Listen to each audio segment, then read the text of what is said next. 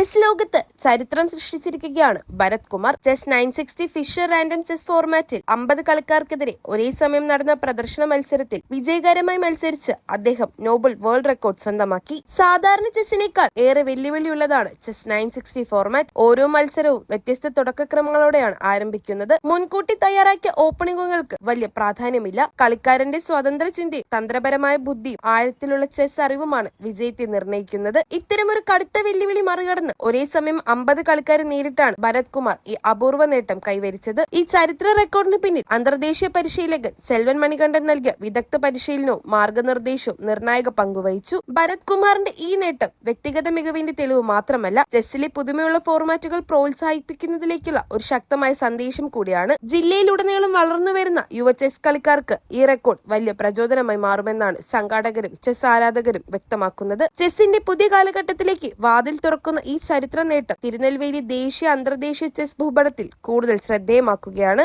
SETCO news, Tirunelveli.